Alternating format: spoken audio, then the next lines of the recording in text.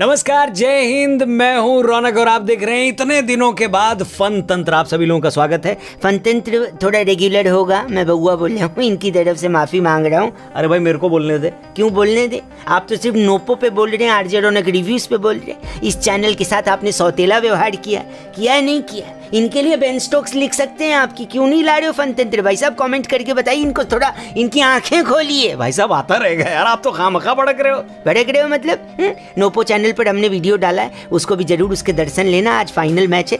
Final नहीं है, 5वां T20 एक तरीके से फाइनल ही है ना। आप फन तंत्र की बात करिए, मैं बउआ साइनिंग आउट। अच्छा ठीक है, बउआ आगे आता रहेगा। लेकिन कहते हैं ना कि एक बार बेइज्जती होने के बाद किसी के घर की चौखट की तरफ कदम तो क्या नजरें भी नहीं फेरते। लेकिन चीनियों को ये बात कहां ही समझ में आती है भाई साहब। ना तो उनकी आर्मी लतियाए जाने के बाद सुधरती है और ना ही उनका वायरस। पिछले पूरे साल हमको घर पर बैठाकर वर्क फ्रॉम होम करवाने वाला ये कोरोना अब तक हमारा होम छोड़ने को तैयार नहीं है। पिछले दिनों तेजी से इसके मामले बढ़े हैं। महाराष्ट्र, राजस्थान और अब गुजरात में इसके कई मामले नजर में आए हैं। जी हाँ, देश के अधिकांश जो केसेस हैं वो तो महाराष्ट्र में ही बताए जा रहे हैं। लेकिन हम सबको कहेंगे भैया, देश के किसी भी कोने में हो, प्लीज अपना ख्याल रखो। मगर कोरोना से मैं ये कहना चाहूंगा कि अबे तुमको और कौन सी गाली सुनाएं कि तुम हमारा घर छोड़ दो। वैक्सीन लाने के बाद भी कोरोना ऐसे बढ़ता जा रहा है जैसे मोटापे से हमारा पेट। और ना पेट कम हो रहा है, ना ही केसेस कम हो रहे हैं। ऊपर से लॉकडाउन की स्थिति अलग है। मतलब 2020 तो मनहूस हम कर ही चुके हैं, 2021 को तो बख्श दे कोरोना कहीं के। और ज्यादा चर्बी चढ़ी है तो जिस गाड़ी से आ रहे हो उसका नंबर दे दो, महाराज जी से कहकर उसको पलटवाने का प्रबंध। छोड़ो, आगे बढ़ते हैं। मतलब अब तो कॉलर ट्यून पर कोरोना से सावधान रहने वाली जो वार्निंग होती है ना, वो भी बोलना बंद कर चुकी है वो लड़की। अब तो चला जा कोरोना कहीं के। और अगर अभी भी तू नहीं गया तो आठवले साहब से कहकर ऐसी पोयम लिखवाएंगे कि बीजिंग में बैठा जिनपिंग पर्सनली तुमको यहाँ लेने आ जाएगा। और हेलो जिनपिंग अंकिल, चीन वाली वैक्सीन नहीं लगवाने पर वीजा न देने की धमकी देने वाले, वायरस तो बिना वीजा के सब देशों में बांट दिए थे तुमने। मतलब चीन का कहना है कि जो चाइनीज वैक्सीन लगवाएगा वही हमारे देश आएगा। इस पर एक भाई ने पलट कर बोला, तुम्हारे कान के नीचे जिस दिन कोई बजाएगा तभी तुमको समझ में आएगा। मतलब चीन इलाके का वो ठेकेदार है जिससे जमीन नहीं खरीदी तो शहर से बाहर करने की धमकी देने लगता है, पगला कहीं का। खैर, टॉपिक चेंज करते हैं, आगे बढ़ते हैं। चीन से उठकर अब कलकत्ता लैंड करते हैं, जहां चुनाव से पहले ही ममता दीदी ने दोबारा ईवीएम की ईमानदारी पर क्वेश्चन मार्क लगाया है।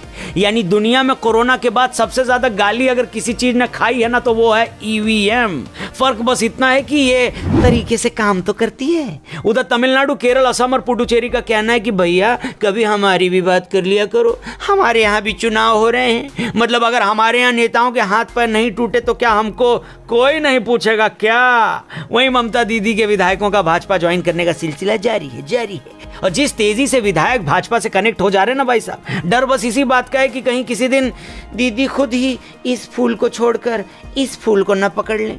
खैर, आगे बढ़ते हैं, टॉपिक चेंज करते हैं, व्हाट्सएप के ऊपर आते हैं। व्हाट्सएप और इंस्टाग्राम कल डाउन हो गया था, लेकिन सबसे पहले शुरुआत व्हाट्सएप से हुई है। मतलब अगर परफॉर्मेंस की बात करें तो इस टाइम केएल राहुल और व्हाट्सएप दोनों सेम तरीके से परफॉर्म कर रहे हैं। मतलब दोनों ही बिना बताए कब डाउन हो जाते हैं मालूम ही नहीं पड़ता है। और व्हाट्सएप डाउन होने का कंफर्मेशन भी हमको ट्विटर से मिलता है। क्या बात है! यानी सोशल मीडिया अगर एक जॉइंट फैमिली है तो ट्विटर उस घर की सबसे बुजुर्ग महिला है, जहां पूरा घर बाकी बहुओं की चुगली करने पहुंच जाता है। यानी भूकंप आए, व्हाट्सएप डाउन हो, इंस्टाग्राम फेल हो, इस सब की जानकारी सबसे पहले आपको ट्विटर पे ही मिलती है। मतलब कई लोग तो ऐसा हद पार कर लेते हैं भाई साहब कि भूकंप आया है ये सबसे पहले ट्विटर पे बताने के चक्कर में ट्वीट करने पहले लग जाते हैं और हिलती हुई इमारत से बाहर बाद में भागते हैं। बाबा जान की थोड़ी तो फिक्र कर। अरे अब तो तुम्हारे ट्वीट करने पर भी ट्विटर खुद रिप्लाई देता है कि ये सारी बकलोली करने के लिए तुमको मैं ही मिलता हूं क्या? कभी फेसबुक के साथ भी बतिया लिया करो बे, और कभी इंस्टा पर ये सारी चुगलियां कर लिया करो बे। लेकिन व्हाट्सएप हफ्ते में इतनी बार डाउन हो जाता है ना कि समझ में नहीं आता कि ये मतलब सोशल मीडिया का कोई ऐप है या पेट्रोल के दाम देखकर गिरता हुआ हमारा कॉन्फिडेंस। अब डाउन ही होता जा रहा है। मैं तो कहता हूं व्हाट्सएप को भी अपना एक इंश्योरेंस करा लेना चाहिए, क्या पता अगली बार फिर कब गिर जाए, है कि नहीं? खैर, आगे बढ़ते हैं। और इन्हीं सारी चीज़ों के बीच इस हफ्ते एक दुखद खबर भी आई कि दंगल गर्ल्स गीता और बबीता फोगाट की कजिन रितिका फोगाट ने खुदकुशी कर ली। ये सुनकर कुछ टाइम तक तो लोगों को यकीन ही नहीं हुआ कि क्या एक मैच इतना ज़रूरी हो जाता है कि उसको हारने के बाद इंसान खुदकुशी का कदम उठाने की कोशिश करे। या हम किसी को जज नहीं कर सकते, लेकिन जिस मानसिक स्थिति से वो गुजर रही थी वो उनके अलावा शायद ही किसी को पता था। ये सोचकर ही दिल दहल जाता है कि जो खेल, जो प्रतिस्पर्धा का बीज हमारे भीतर बोता है, वो गिर कर दोबारा उठने की हमें सीख भी देता है। वहां एक पहलवान अपनी नाकामी से कैसे हार गई, और मैं ही नहीं पूरा देश उनको चैंपियन मानता है।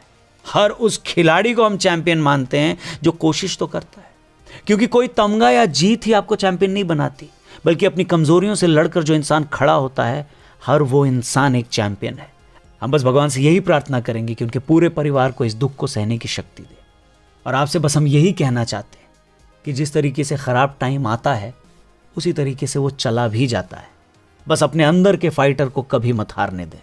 खुदकुशी किसी भी समस्या का सोल्यूशन नहीं है, इसलिए आपके मन में अगर कभी भी गलती से भी खुदकुशी का ख्याल आए तो बस एक बार उन सारे लोगों को याद करिएगा जो आपसे इतना प्यार करते हैं कि आप सोच भी नहीं सकते।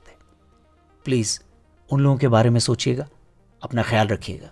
जल्दी मिलते हैं, सब कुछ जल्दी ठीक होगा। जय हिंद, वंदे मातरम।